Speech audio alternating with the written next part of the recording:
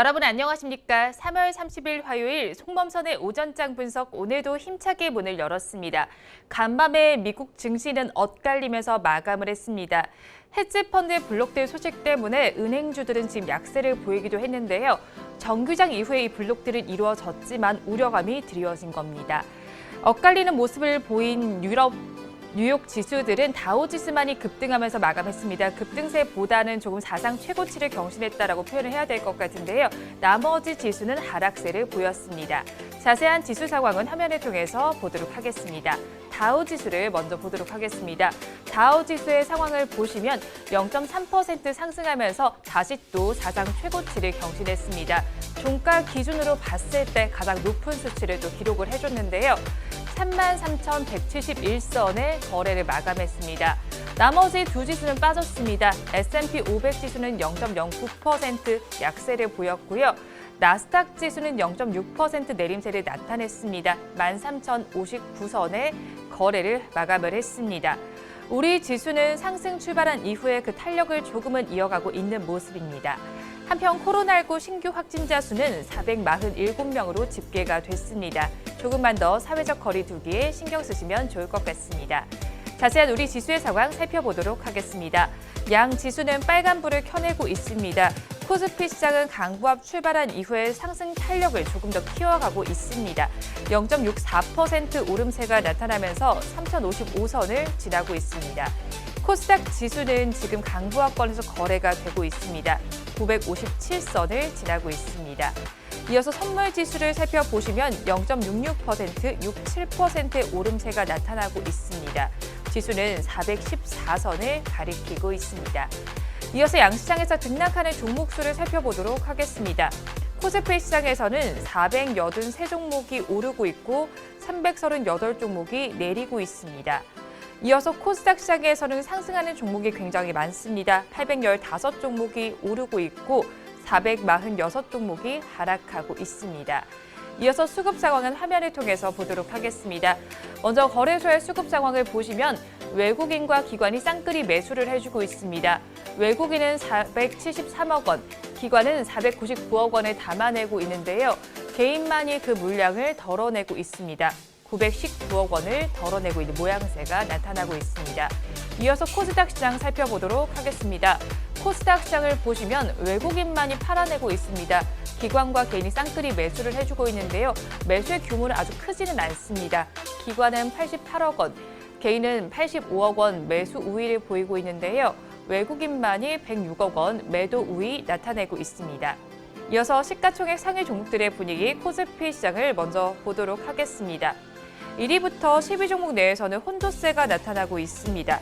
대장주인 삼성전자는 강보합세를 보이면서 빨간불을 켜고 있습니다. 주가는 81,700원을 가리키고 있는데요.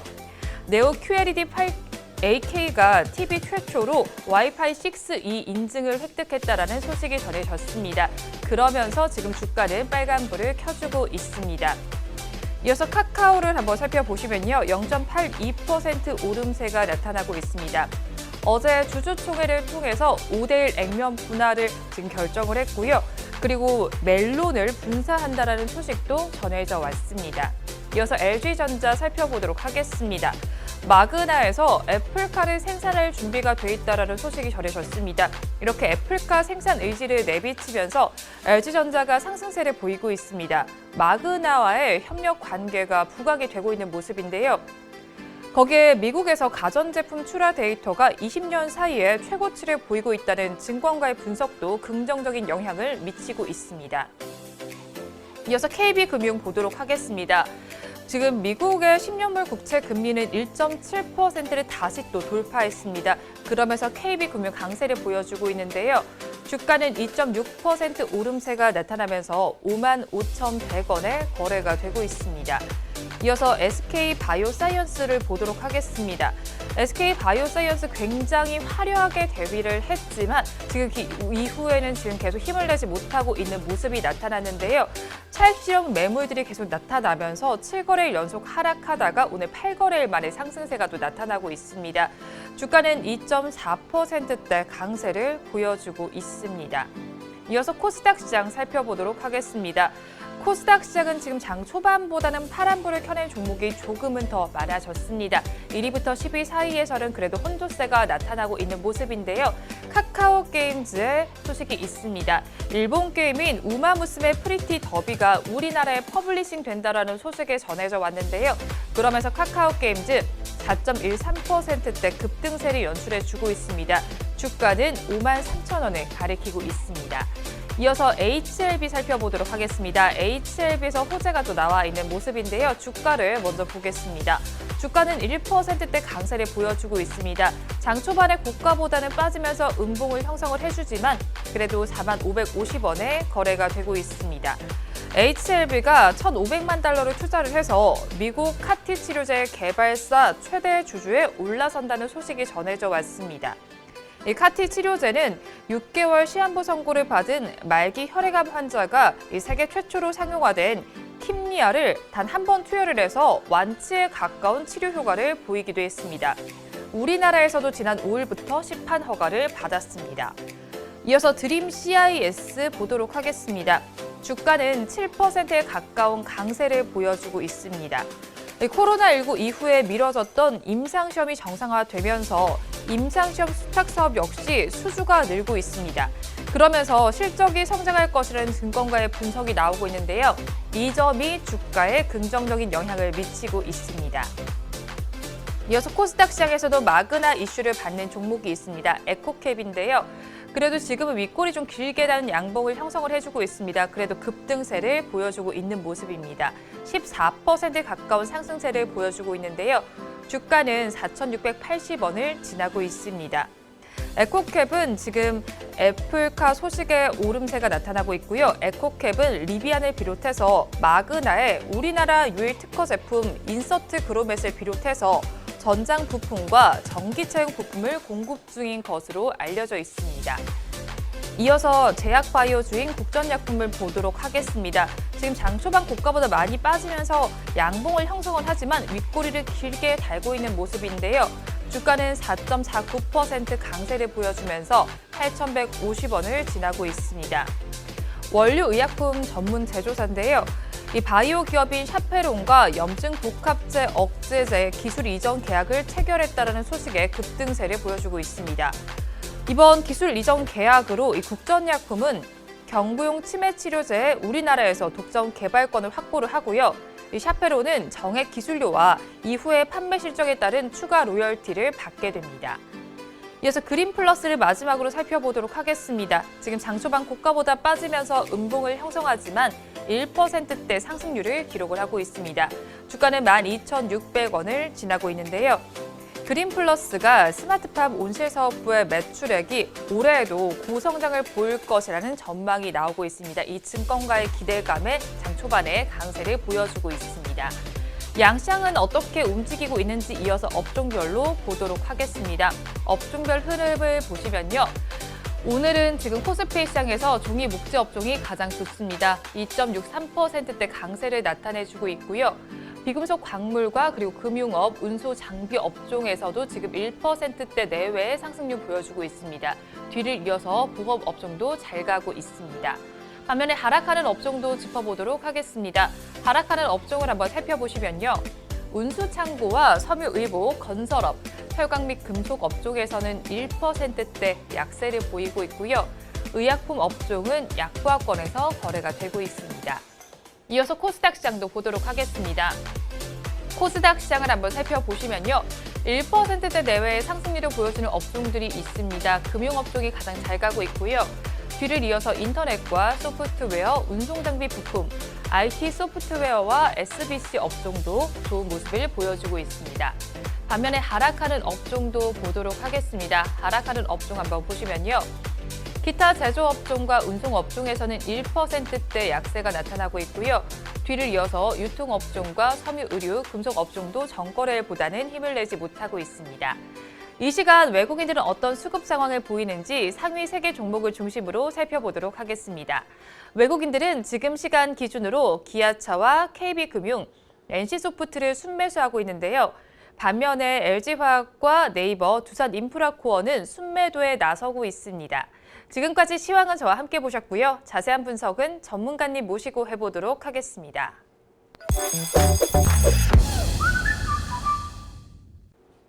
본 방송은 라이브 스트리밍을 통해서 진행되고 있습니다. 매주 월요일부터 금요일 오전 10시부터 함께 하실 수 있는데요. 유튜브에서 바른경제TV라고 검색하시면 시청하실 수 있습니다. 송범선의 오전장 분석 본격적으로 출발해 보도록 하겠습니다. 오늘도 저희 방송 보시면서 궁금하신 종목들은 댓글로 남겨주시고요.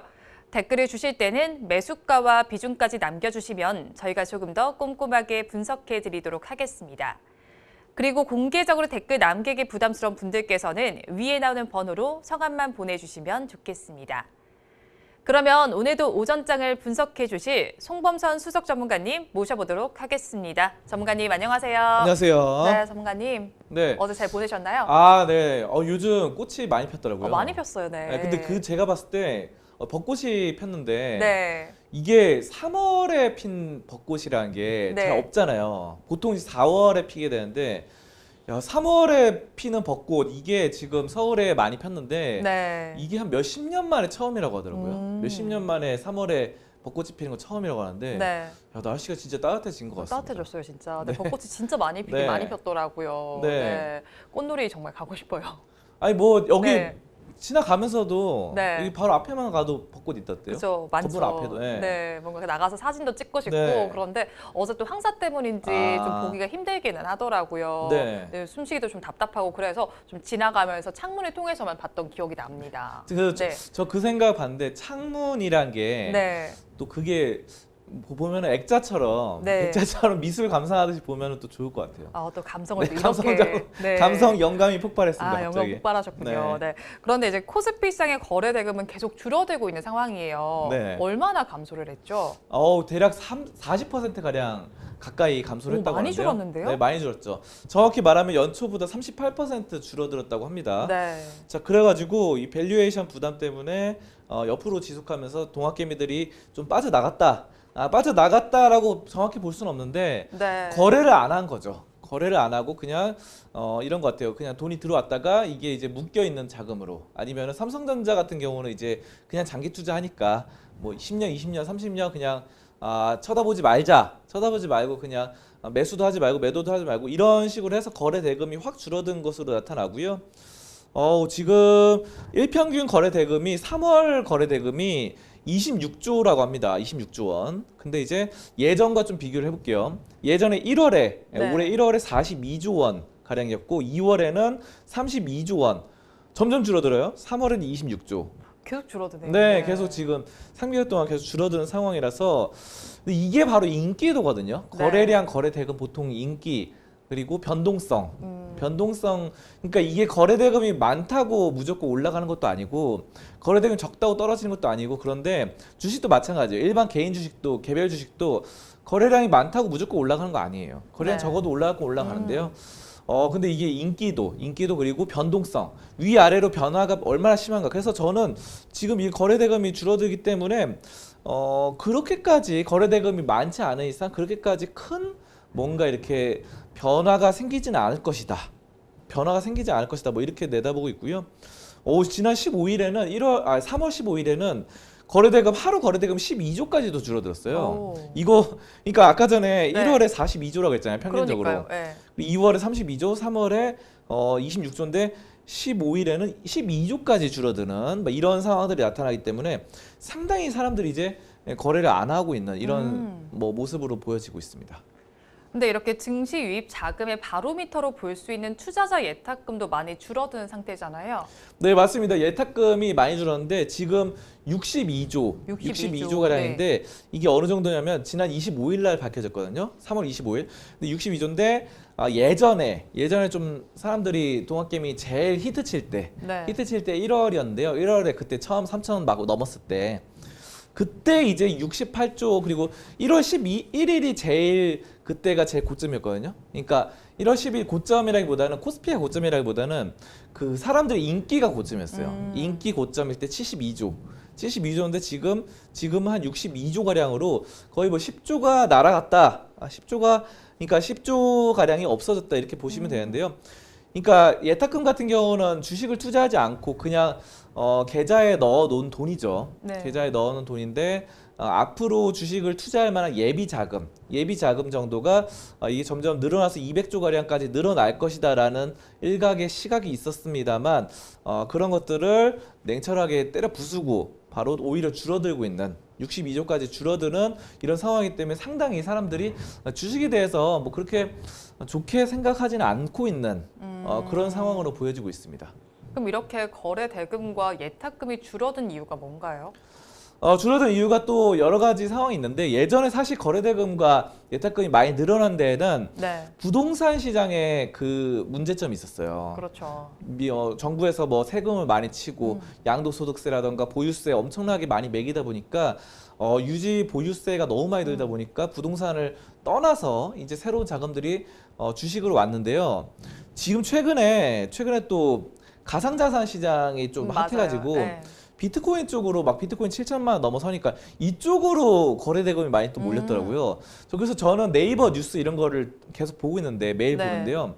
네이버 그 증권 기사란 말고 그냥 네이버 그냥 뉴스란 있잖아요. 있죠. 그냥 뉴스란 보면 사회란 뭐 경제면 이런 거 있잖아요. 네. 근데 경제면 딱 누르면은 아니 지금 비트코인이 제 최대 상단에 뜨더라고요. 최고 상단에 비트코인이 떠 있고 주식 란이 밑에 돼 있어요. 두 번째, 세 번째 있더라고요.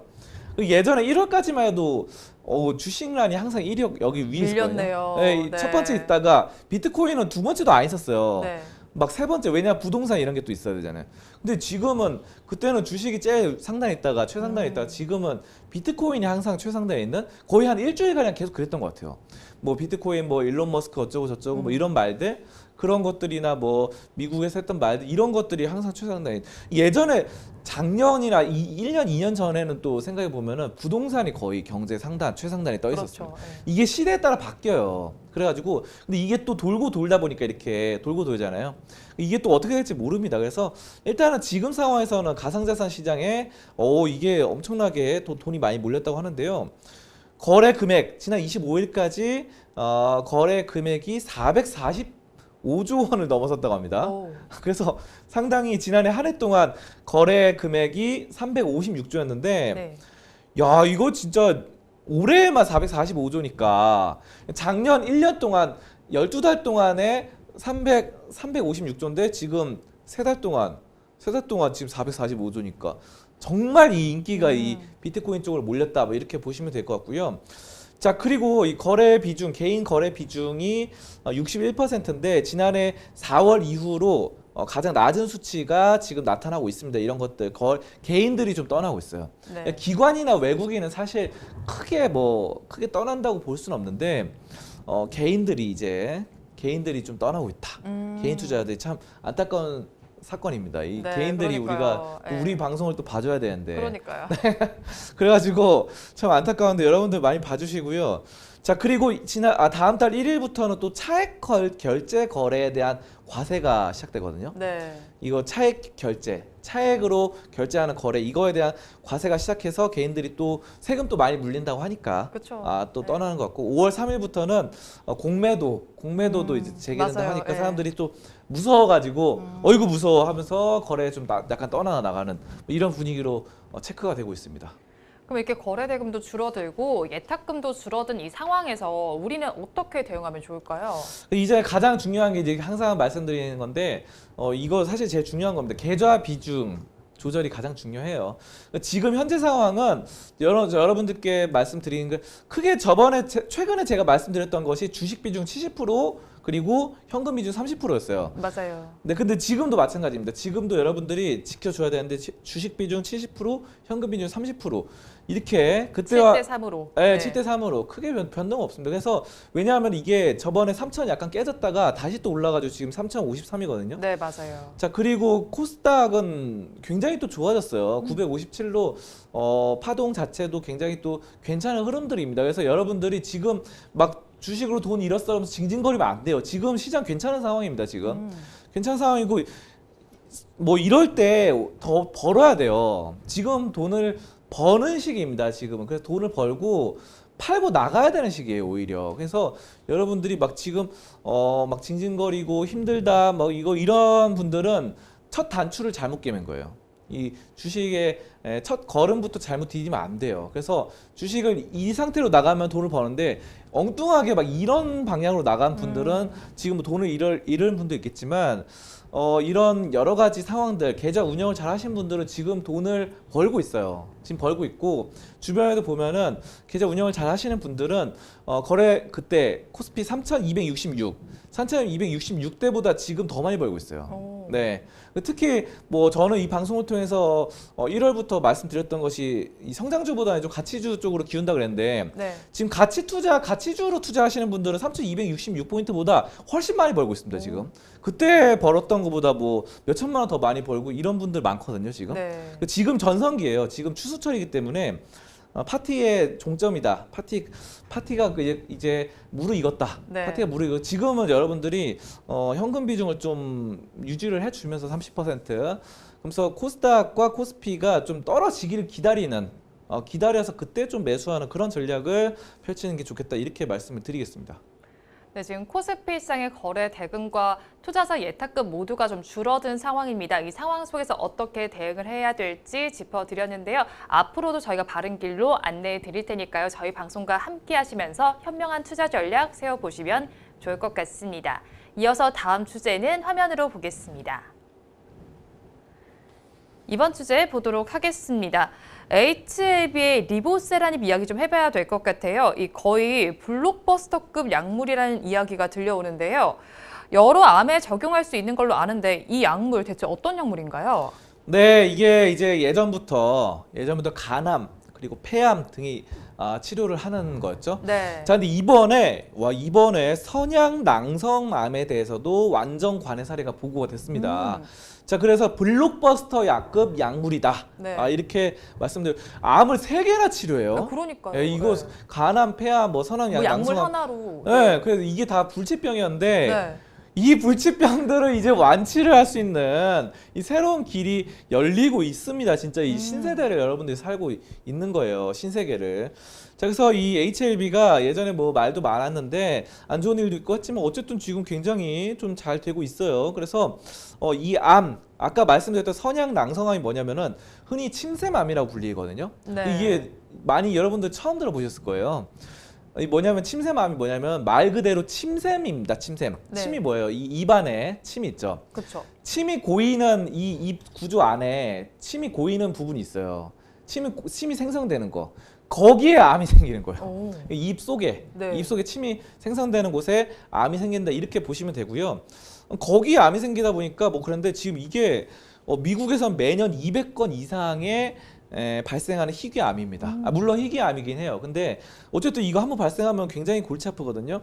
자, 그래서 세계적으로 표준 치료제가 없어요. 야, 이 표준 치료제가 없는데 이거를 또 HLB가 네. 또 이거를 해가지고 FDA로부터 또 뭐 이렇게 희귀 의약품으로 지정된 바가 있는데 리보세라닙이 굉장합니다. 그래서 여기서 HLB의 자회사 엘레바가 당초 55명의 환자를 대상으로 이거 임상 이상을 계획했으나 지난해 3월에 첫 환자를 등록한 이후 11월에 환자 등록 목표를 조기 달성했어요. 굉장히 빨리 달성했어요. 기술력이 좋으니까 빨리 한 거죠. 뭐 조기 졸업한 것처럼. 우등생입니다. 자, 그래서 또 임상 규모를 늘렸어요. 처음에 55명을 했다가 이거 지금 뭐 해가지고 72명으로 확대하고 또 모집률 90% 넘었다고 하는데 아무튼 뭐 위암, 간암, 폐암, 식도암, 뭐 뇌종양 이런 것들에 이어서 뭐 완전 관해 사례가 계속해서 보고가 되고 있어가지고 상당히 이번에 침샘암까지 침도 이제 치료한다. 네. 그런 거 모든 암을 이 때려잡는 정말 굉장한 약품으로 보여지고 있습니다. 근데 저도 이 HLB에 관련해서 리보세라닙이라는 이 기사를 검색을 해보면 완전관해라는 이야기가 많이 나온단 말이죠. 근데 여기서 이 완전관해가 완치를 의미한다고 봐도 되는 건가요? 뭐 완치 가까이 됐다라고 보시면 돼요. 그러니까 뭐냐면은 완치 100% 완치는 아니에요. 100% 완치는 아닌데 제가 봤을 때 한 95% 가량은 완치됐다. 이렇게 보면 될 것 같아요. 그래서 이번에 그 침샘암과 간암, 폐암을 완전 관해한다 그랬잖아요. 네. 이 완전 관해가 거의 95%는 완치했다 이렇게 보시면 됩니다. 근데 이게 정확하게 말씀을 드릴게요. 완전 관해가 뭐냐면은 네. 여러분들 이제 암에 걸리신 분들이 굉장히 고통 받잖아요. 그렇죠. 근데 암 치료를 받잖아요. 암 치료를 받고 계속해서 검사를 합니다. 검사를 하는데 어느 정도 암이 내가 봤을 때는 고통이 없어요. 나는 괜찮아진 것 같아. 이래도 이게 완치된 게 아니죠. 네. 다시 재발할 수 있죠. 자, 그렇기 때문에 이걸 계속 검사를 하거든요. 자, 그래서 임상적으로 계측 평가 계속 검사를 하는데 4주 동안 새로운 암세포가 보이지 않아야 돼요. 4주 동안. 그러니까 딱 나는 암세포 딱 없어졌어요. 그래서 괜찮은데 하고 집에 갔는데 이제 퇴원했죠. 퇴원하자마자 뭐 한 3일 만에 다시 암세포 생길 수 있죠. 이게 그냥 잠깐 뭐 측정을 잘못했을 수도 있고, 솔직히 기계가 잘못했을 수도 있고, 그쵸. 뭐 아니면 의사가 잘못했을 수도 있고, 항상 실수는 있잖아요. 그렇죠. 뭐 오류도 네. 있고 그렇다 보니까 뭐 사진 카메라가 잘못해서 안 찍혔을 수도 있고, 자 그러다 보니까 3일 뒤에 또 아파, 또 와서 또 이런 사례가 발생해서 계속해서 이 검사를 하는데 이 검사를 꾸준하게 하는데 4주 동안 4주 동안 암세포가 사라졌어요. 완전 없어졌어요. 그러면은 완전 관해다.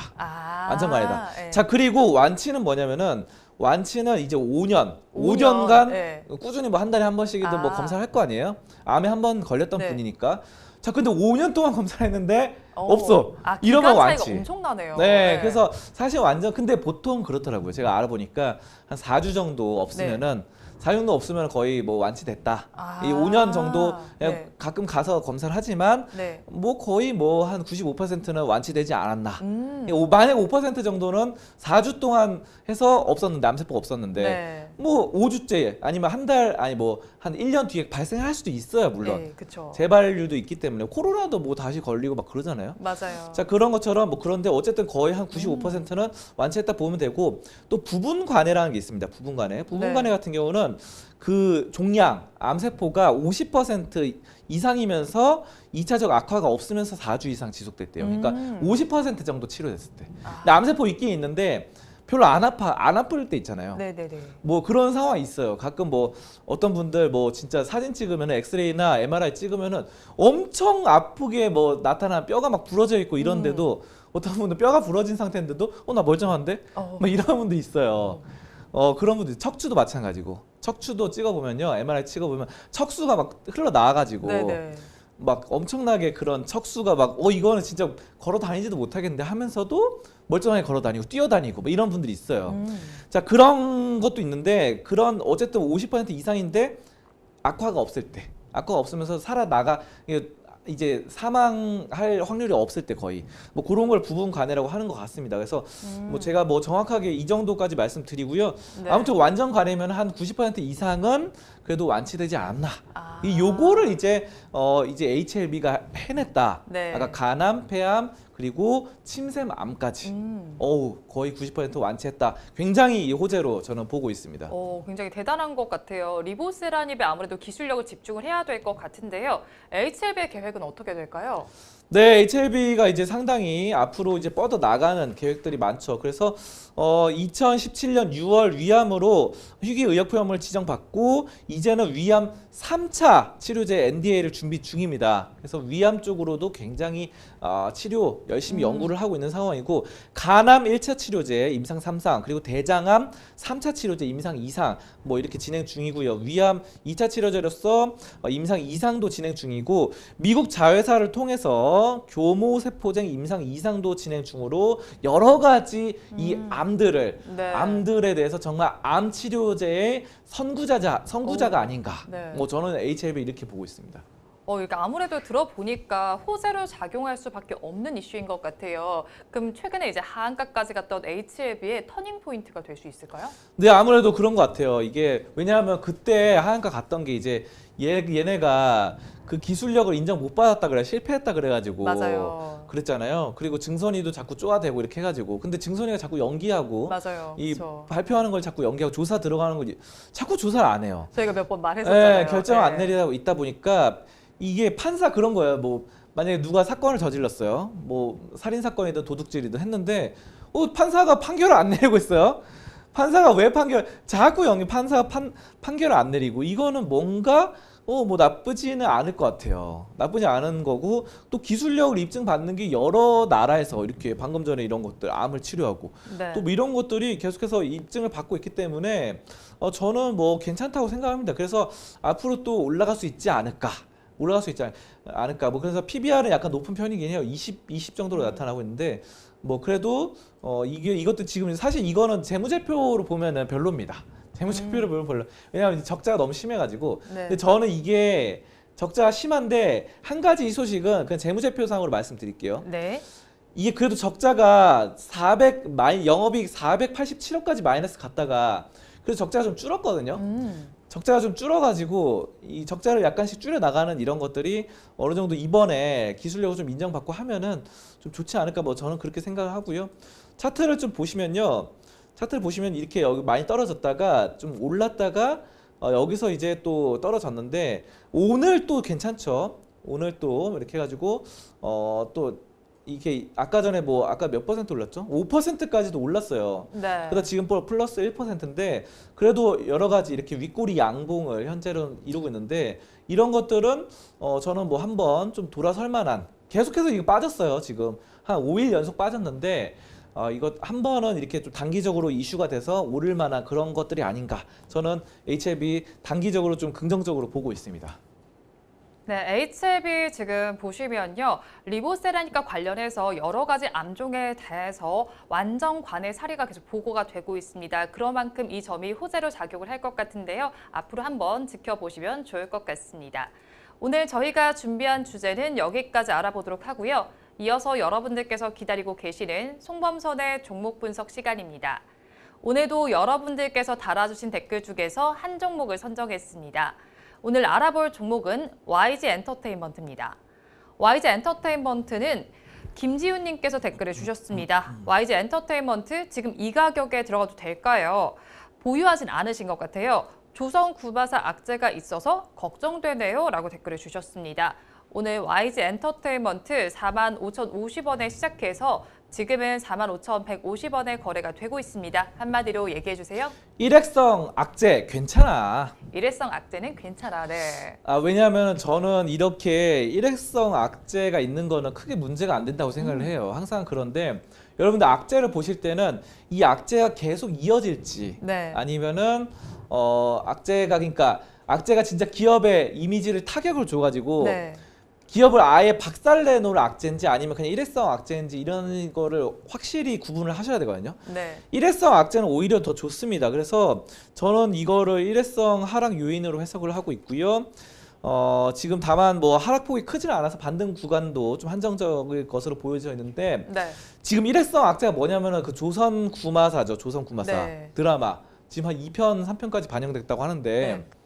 이게 지금 저도 그거 자세히 봤는데 그 배경이 원래 조선이잖아요. 그렇죠. 조선인데 그 배경을 보니까 완전 다 중국식으로 해놨더라고요. 역사 왜곡 논란이. 네, 역사 네. 왜곡을 해가지고 뭐 그릇이라던가 뭐 술도 그렇고 네. 뭐 배경 이런 거 인테리어 다 중국식으로 해놔가지고 이게 뭐 조선 구마사가 아니라 중국 구마사다. 그러니까요. 이렇게 해가지고 무슨 사대주의냐 무슨 지금 때가 어느 때 그래가지고 지금 이게 폐지가 됐죠? 네. 근데 이게 지금 상당히 많이 찍었다고 합니다. 드라마를 80%가량 촬영을 마쳤대요. 아이고. 그러니까 촬영을 뭐 네. 지금 2회 만에 중단을 했는데 촬영을 뭐 한 20편까지 찍어 놓은 거예요. 아이고. 근데 20편까지 찍어 놨는데 나머지 18편을 네. 못 쓰게 생긴 거죠. 그래가지고 이게 지금 찍으려면은 사실 드라마를 찍으려면은 촬영 제작비가 들어가잖아요. 그렇죠. 그 인건비 뭐 스태프들도 있고 촬영진도 있고 뭐 주연 조연 배우들도 다 돈 줘야 되잖아요. 그런 것도 있고 뭐 기획 다 그런 거 다 돈이 드는데 의상이든 뭐든 간에 그거 다 지금 내다 버려야 되게 생겼어요. 이건 나중에 뭐 오히려 중국에 팔아먹어야 되게 생겼습니다. 이거 중국에 팔면 오히려 나중에 잘 팔리지 않을까. 네. 뭐 저는 뭐 이렇게 발상의 전환도 해보는데 왜냐면 중국 스타일이기 때문에 그렇죠. 몰래 근데 중국도 그냥 대놓고 팔면은 또 욕 먹으니까 또 은밀하게 또 뒤로 막 팔아야 되지 않을까. 뭐 그렇게 생각을 합니다. 어쨌든 근데 어쨌든 저는 이거 320억을 날린다고 해요. 현재 상황에서 봤을 때 네. 320억 굉장히 큰 돈이죠. 큰 돈이죠. 큰 돈인데 이거 지금 제작사가 YG 엔터테인먼트 소속사 이쪽이라고 하는데요. 근데 저는 이거 YG의 그 제작사 YG 스튜디오 플렉스라고 하는데 뭐 YG 스튜디오 플렉스만의 책임 아니에요. SBS도 같이 책임을 집니다. 네. 자, 근데 어쨌든 320억 큰 돈은 맞습니다. 큰 돈 맞고 하지만 YG가 매출이 지금 현재 3,400억 원대로 나타나는 회사예요. 네. 그러니까 3,400억 매출에서 뭐 320억 빼도 한 3,000억 남잖아요. 그렇죠. 그렇기 때문에 괜찮고 이게 만약에 YG의 진짜 이미지에 타격을 주는 악재냐? 저는 그렇게 안 봐요. 왜냐하면 예전에 사실 YG의 핵심적인 타격을 준 사례는 예전에 승리, 뭐 버닝썬 이런 거 있었죠. 뭐 대마초하고 뭐 저기 뭐 되게 많았잖아요, 말이. 네. 많아가지고 지금 뭐 여러 가지 이런 YG가 문제가 많았어요. 대마초든 연예인들이 굉장히 이런 게 사실 더 타격이 있는데 이 차트를 통해 한번 보여드릴게요. 이거 지금 그 당시 얼마나 타격이 있었으면요. 네. 이거 보세요. 이거 그때가 2018년, 2019년이었거든요. 네. 이렇게 떨어졌어요. 이렇게 와, 이렇게 진짜 많이 떨어졌는데, 떨어졌네요. 네. 예, 이렇게 올랐죠 다시. 근데 여러분들 이거를 지금 주목하셔야 되는데 이렇게 떨어졌다 오른 게 뭐냐면은 그 승리 사건으로 이렇게 떨어졌는데 이때가 고점이었거든요. 전 고점이었는데 전 고점보다 더 올랐어요. 네. 상황이 더 좋아졌습니다. 그러니까 이 승리 사건이랑 이런 것들이 다 묻힌 거예요. 한마디로 아무 상관이 없다는 겁니다. 이게 그러니까 이것도 일회성 사건이었죠. 결국은 뭐 만수르 세트 해가지고 아니 그 술상 하나가 양주 세트 하나가 1억에 뭐 팔리고 이러더라고요. 저도 그거 먹어보고 싶은데 사실 저도 탐납니다. 돈 좀 벌어가지고 뭐 그냥 허세로 스웩 하면서 허세로 한번 어디 올리시나요? 뭘요? 어디 올리시려고요? 뭐 네. 그럴 수 있죠. 네. 오늘 뭐 인스타그램 같은 거 만들어가지고 올릴 수 있는데. 계정을 만드셔서. 네. 지금 저 인스타그램 안 해요. 안 해요. 네. 근데 그냥 허세로 올리고 약간 그런 식으로 할 수 있는데, 근데 그게 그렇게 사건이 이슈가 되고 뭐 성접대니 그 당시 뭐 말이 많았어요. 뭔가 YG 근데 야 그거 다 묻히고 더 올랐어요. 이게 왜냐면 그때 이후로 블랙핑크가 더 떴거든요. 전 세계적으로 더 뜨면서 어쨌든 지금 흑자고 계속 회사는 성장을 하고 있어요. 자, 근데 조선 구마사 그때에 비해서 세 발의 피입니다. 별로 떨어지지도 않았어요. 이거 보시면 일본으로 볼게요. 별로 이거 타격도 없어요. 타격도 없고 지금 이 정도인데 별로 사실 이슈거리도 안 됩니다. 그래서 여러분들 이거 너무 걱정하지 마세요. 이거는 일회성 악재고 320억 뭐 큰 돈이긴 한데 이거 320억이 마이너스 찍혔잖아요. 네. 그럼 내년에는 그 마이너스가 안 되잖아요. 그렇죠. 이 길게 봐야 되죠. 한 5년, 10년 보면 내년에 마이너스 320억 없으니까 뭐 그런 면에서 봤을 때는 또 지금 뭐 블랙핑크 잘 되고 있고 YG가 여러 가지 또 엔터테인먼트 소속 가수들이 열심히 또 활동을 해주고 있어가지고 블랙핑크 저 온라인으로 뭐 콘서트 했는데 그것도 대박 났다고 하더라고요. 네. 온라인으로. 그래서 현장 콘서트 지금 코로나 때문에 못 하니까 그렇죠. 온라인으로 티켓을 팔아요 또. 아니 그거 무료 콘서트가 아니라 또 네. 돈을 줘야 돼요. 그 팬들은 진짜 찐 팬들은 돈을 줄 거 아니에요. 그렇죠. 근데 또 그게 잘 팔려요 또. 그래가지고 야 그런 거 보면은 진짜 어떻게든 돈을 벌어먹고 사는구나. 이런 거 보면은 저는 이 정도는 이 정도 악재는 또 새로운 드라마 만들고 그때 이번에 너무 중국식으로 만들었기 때문에 다음엔 이렇게 똑같은 실수를 또 반복하지는 않겠죠. 그렇겠죠. 물론 인간은 똑같은 실수를 맨날 반복한다는 뭐 짤도 있고 한데 그래도 설마 또 이것 때문에 폐지됐는데 또 중국식으로 만들겠습니까? 그러진 않겠죠. 네, 그래가지고 저는 다음에는 또 수익성이 잘 되지 않을까 이렇게 보고 있고 긍정적으로 보고 있습니다. 네, YG 엔터테인먼트 지금 조선 구마사라는 악재가 있습니다. 하지만 이 악재는 일회성으로 작용을 할 것으로 보이는데요. 앞으로의 전망이 좀 좋게 보이니까요. 한번 참고해 보시면 좋을 것 같습니다. 종목 분석은 여기서 마무리해 보도록 하고요. 이어서 전문가님의 관심주를 알아보는 송범선의 시선 시간입니다. 오늘 전문가님의 레이더망에는 어떤 종목이 걸려 있었을까요? 전문가님, 오늘은 어떤 종목 가지고 오셨나요? 네, 오늘은 이마트입니다. 이마트요? 네. 이마트인데요. 이마트는 정말 안정적으로 가져갈 수 있는 종목이고 요즘 경영 전략이 승리를 하고 있어요. 경영 전략이 정용진 부회장님의 경영 전략이 어떤 계속해서 전략이죠? 과감한 시도를 해서 유통업계 판도를 좀 흔들고 있는데요. 네. 뭐 최근에 야구단 인수한 것부터 해가지고 그 야구단 SK 와이번스 해가지고 SSG 랜더스 야구단을 한다고 합니다. 일각에서는 이마트 와이번스라는 말도 있었는데 이마트 와이번스 너무 간지가 안 나다 보니까 네. 여러 팬들이 반대해가지고 SSG 승 야구단으로 바꿨습니다. 승 야구단. 오. 승 야구단 괜찮잖아요. 오, 괜찮네요. 자, 네. 그리고 이런 과감한 시도가 있었고 또 이분이 또 쳐낼 때는 또 쳐내더라고요. 잘 안 되는 사업인 삐에로 쇼핑. 삐에로 쇼핑 저 이거 몇 번 갔었는데 가셨어요? 네. 가서 뭐 이거요 거기 있었어요. 코엑스에 있었거든요. 네. 코엑스에서 저 몇 번 갔는데 별 희한한 걸 다 팔더라고요, 진짜로. 오. 막 뭐 뿅망치든 뭐 이런 것까지 다 뿅망치. 팔고, 네. 예, 뭐 가면도 팔고, 뭐 되게 우리가 평상시 못 보는 것들 많이 파는데 오. 이거를 그냥 팔아버렸어요. 부츠 같은 경우 뭐냐면은 부츠가 그 진짜 신발 부츠가 아니에요. 코스메틱. 예, 네. 코스메틱 올리브영 같은 거 있잖아요. 네, 맞아요. 여기 그 여의도 IFC에도 있었거든요. 네. 부츠. 근데 그거 없어졌어요. 그게 바로 이마트에서 투자한 건데 그거 만든 건데 그거 이제 다 철폐했어요. 한국에서 볼 수가 없습니다. 그러니까 코스메틱 약국이랑 그 화장품이랑 같이 파는 건데 그거 이제 다 철폐했고요. 정용진 부회장님 또 제주 소주 그 소주 좋아하신다고 해가지고 소주 브랜드 텐데 안타깝게도 참패를 했죠. 아이고. 참이슬 네. 그리고 처음처럼 이런 막강한 소주들이 버티고 있어가지고 네. 전혀 끼어들지 못했어요. 이 영업망을 구축을 못하던. 저 이거 관심 깊게 지켜봤는데 이게 왜냐하면은 소주를 팔려면은 소주는 그 식당들을 공략을 해야 돼요. 당연하죠. 그 식당 뭐 고깃집 이런 거 있잖아요. 네. 호프집 거기에 납품을 해야 되는데 그 영업망을 이 정윤주 부회장이 제대로 그 사업을 해보지 못해요. 노하우가 확실히 중요합니다.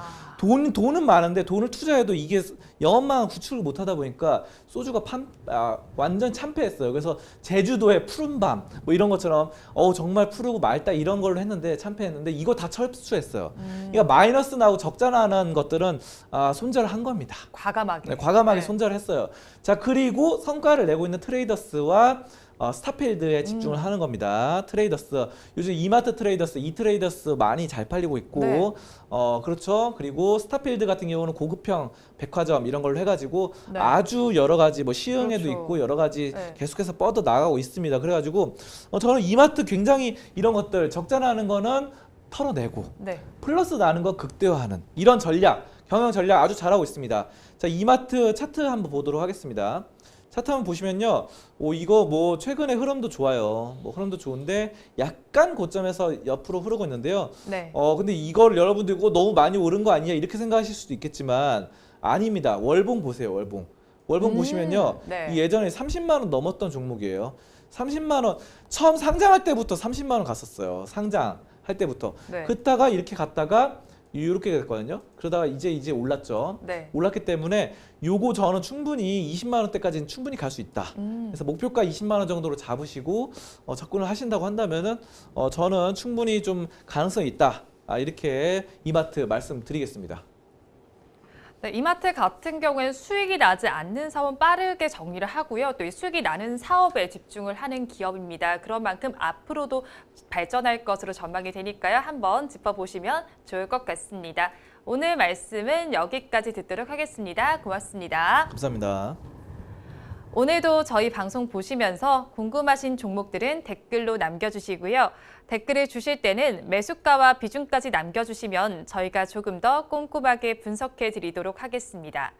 그리고 공개적으로 댓글 남기기 부담스러운 분들께서는 위에 나오는 번호로 성함만 보내주시면 좋겠습니다.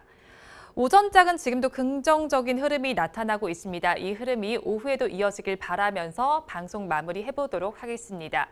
저는 오후에 응답하라 마감 시황에서 다시 찾아뵙도록 하겠습니다. 오늘도 함께해 주신 여러분 고맙습니다.